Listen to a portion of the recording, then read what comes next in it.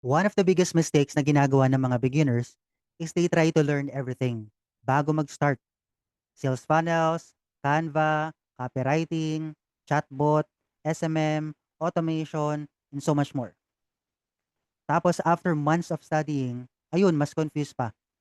Overwhelmed sa dami ng options. Ang ending, wala namang client. And I think the reason is deeper than lack of skills eh. I think sometimes, yung craving na matuto ng mas marami, psychological lang. Parang midnight snack cravings. 'Di ba minsan kahit hindi ka naman talaga gutom, 'pag may nakita kang masarap na food online, bigla ka na lang nagki-crave. Hindi naman actual need kasi hindi talaga gutom, psychological lang. Gano'n din minsan sa freelancing. Hindi naman talaga kulang yung knowledge or yung skill, pero feeling mo kulang pa rin. So ang ginagawa, aral ulit. Isa pang course, isa pang tutorial, isa pang skills ulit. Hindi dahil kailangan mo talaga, but because learning feels safer than applying. Kasi 'pag nag-aral, we feel productive. Pero 'pag nag-apply, puwedeng ma-reject, and people don't want to be rejected. Kaya ang ginagawa, surface level learning lang ng maraming skills. Random tutorials, certifications, bibili ng courses, papalit-palit ng skills, 'di ba? So, confused, overwhelmed, walang confidence, walang mastery. The more they study, the more they feel left behind.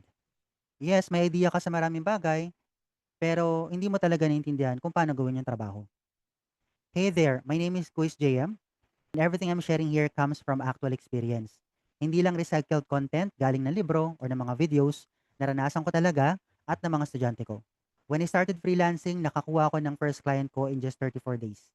At 6 digits agad yung bayad sa isang project.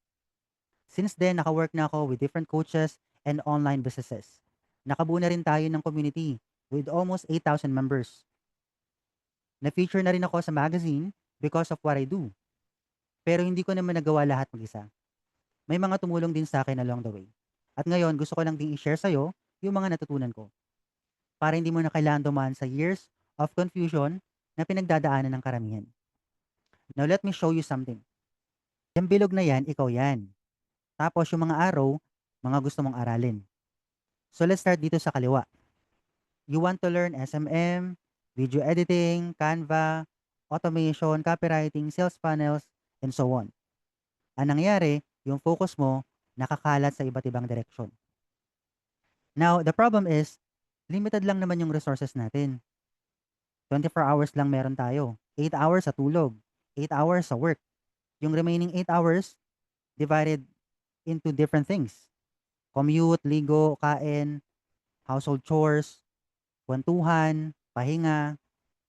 So, realistically, meron lang tayong 2 to 4 hours na natitira every day. Kung yung oras natin limited, yung money natin limited din. Yung salary naka-budget na agad sa bills, groceries, financial responsibilities. Yung energy natin gano'n din, limited rin. Paggising pa lang, iniisip na natin yung problema. Commute pa lang, pagod na. Pagdating sa office, stress ulit. Yung brain power natin limited din. Limited yung focus, limited yung willpower. Ang hali pa lang ubos na dahil sa dami ng iniisip natin.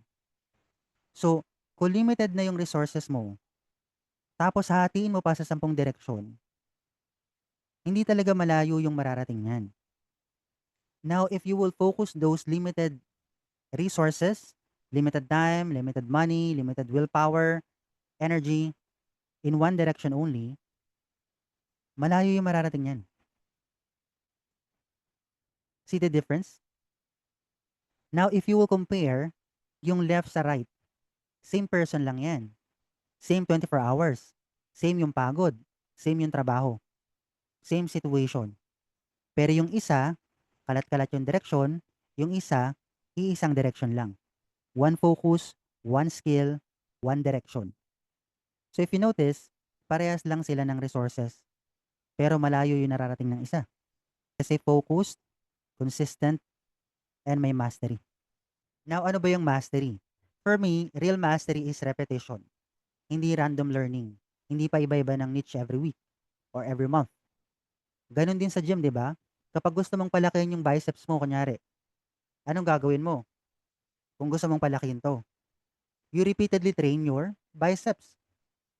Hindi puwedeng gusto mong lumaki yung biceps mo, pero puro legs naman yung tini mo. Kasi muscles are built through repeated stress in one direction. Gano'n din ang skills. So yung confidence, it will come from repetition. Hindi naman sa hindi kayang makipagsabayan ng mga newbies. Ang problema lang, hindi sila nagtatagal sa iisang direksyon long enough para mag-compound yung growth nila. And this is the sad part. Kasi the more overwhelmed they become, the more they delay yung pag-a-apply. Kasi when you learn something, you feel productive eh. But sometimes, it's just emotional comfort. And if you think about it, yung puro aral, parang procrastination na lang, disguised as preparation. This is why nasa method yung tinuturo ko, part niyan is skills mastery. Hindi para matutunan yung lahat ng skills, hindi para maging expert overnight, kasi simple lang yung goal natin. Choose one direction, stay there long enough, build repetition, build familiarity, build confidence. And yan yung meron tayo sa ating internship. Hindi lang ito training, this is a focus environment para hindi ka na distracted. Meron kang focus. The goal is not more information, the goal is mastery through repetition. Now, if gusto mo ng structured guidance instead of random learning at paiba-iba ng nag-aaralan, gusto mong matutunan paano mag-focus properly, makapag-build ng confidence through repetition, I invite you to join our internship. It's a 30-day OJT style training designed for both newbies and yung mga nag-work from home na to master the skills of their choice.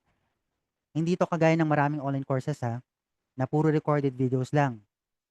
Kasi dito, bibigyan kita ng totoong trabaho para hindi surface level lang yung learning mo. May live trainings tayo, guided steps, real life practice ng skills at ng tools. Focus sa isa or dalawang skills para ma-master mo talaga. So by the end of 30 days, pwede ka nang isalang sa work. And since gagamit tayo ng AI, mas madali na. Mabilis mo lang matatapos yung mga task basta marunong ka magbasa at mag-follow ng instructions. If you want to learn more, click the link below.